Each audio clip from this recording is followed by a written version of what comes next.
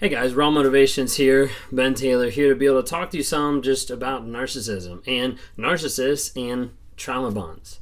If you guys haven't followed my channel yet, would love to have you subscribe, but really I'm on this channel and on several social media platforms to talk about narcissism and to bring about awareness about narcissism.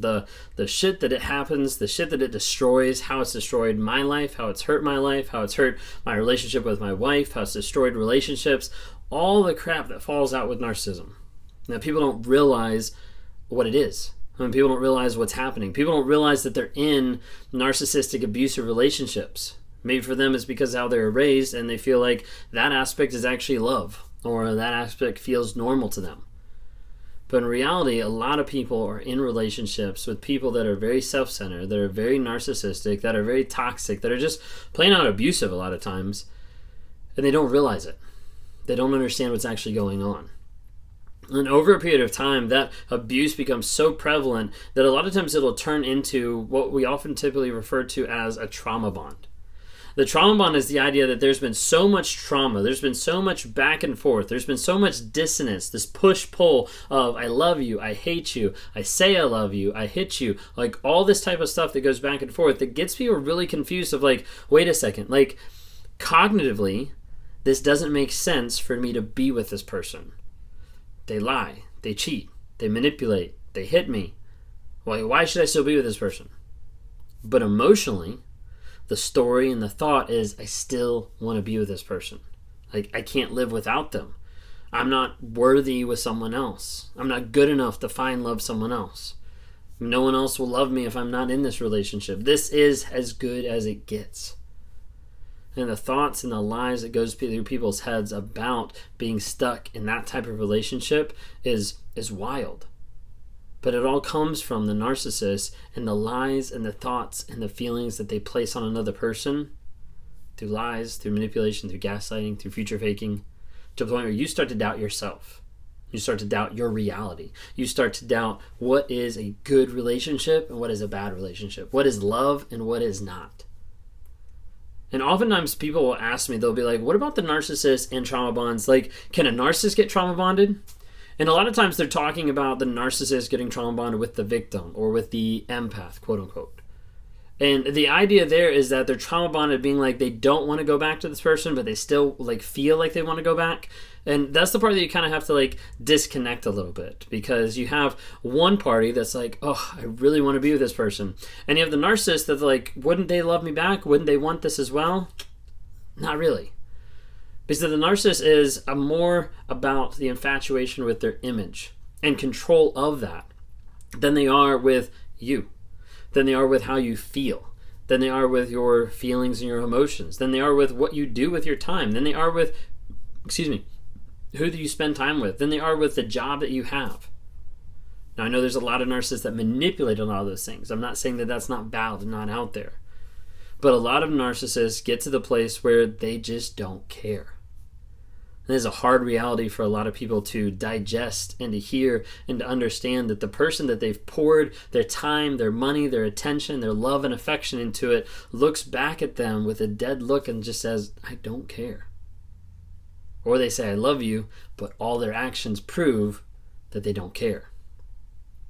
Sometimes people ask me how I know so much about the trauma bond. Like, how does it actually affect me? Well, like I said, I don't think narcissists get trauma bonds with their victims. I don't think they get trauma bonds with other empaths or anything like that. I do think narcissists can develop a trauma bond with someone else that's in that cluster B category. Whether that's antisocial, histrionic, borderline, or narcissistic, I do think that that's possible. One of the main reasons I think that's possible because I think that's something that I experienced with a person that I was with that had BPD, borderline personality and narcissistic traits. And over the period of time when that relationship was formed under fire, was formed under the radar so that people didn't know about it. It was an affair. It was an affair that I had while I was with my wife, and it was an affair that happened slowly over time and got to the place where it became more and more controlling. Now you might be saying like, well, you're the narcissist, so you're controlling it. Yes. But then as it kept going, I started to be controlled. I started to have my thoughts, my impressions, my responses be something that would sideline every single else in the house, in the workplace, in the friend environment, whatever it would be, to the point where I was controlled as well. And there's an idea of like fear. There's an idea of terror that I would even have about this other person. Of what are they going to do? How are they going to react? How are they going to take the limelight? How are they going to focus everything on themselves and I won't get anything? And those narcissistic tendencies started to like hit together. Excuse me. Started to hit together, and they started to wage war at each other. And they started to be very manipulative, very toxic, to the point where the other person would say a lie and then come back later and tell the truth just to provoke my frustration, and then get mad at me for being frustrated that they lied. And it would go back and forth, this crazy cycle, time and time and time again, that led me to a place where I was stuck, that I didn't want to let go. I didn't want to let go, even though I knew this person wasn't helpful for me. So I finally came around to it and got to the place where I confessed it. I brought it up. I told my wife. I told people, this is what happened. And here's the thing. After I said that, after I acknowledged it, after there wasn't anything happening with the two of us, I couldn't let go. Just wanted to hold on. It's an aspect of I wanted to hold on, but I was also scared that they would let go. Because they would. They would let go. They'd leave. They'd ghost. They'd come back. They'd leave again. They'd ghost. They'd come back. And I didn't want to lose that. I was like, maybe we can make it work. Maybe I can change something. Maybe I can do something different to be able to keep this relationship, to be able to keep all of us working under the same roof, under the same household. And the messed up mentality of trying to fight for something for someone who wasn't fighting for me, trying to fight for someone who was using me, trying to fight for someone who lied to me. And that's where I started to develop that kind of like trauma bond. Do I think I developed it to the same point as some of the people I talk to on a day-to-day basis? No. But I know it was there because there wasn't a discard phase for me. It wasn't like I was like, all of a sudden, okay, this person's done. They're out of my life, and I walked away. I couldn't walk away. I didn't know how. So we're talking after I brought this up, after I communicated this to multiple people, after my wife was brought into the awareness, my pastor, like my counselor, like all these different people were brought in. They knew about it. It was another 10 months of having this person consistently in my work and in my life and in my home with other people there before I was able to cut them out.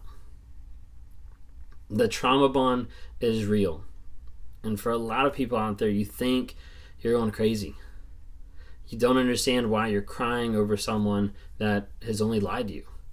You don't understand why you miss someone that has repetitively cheated on you. And you feel crazy.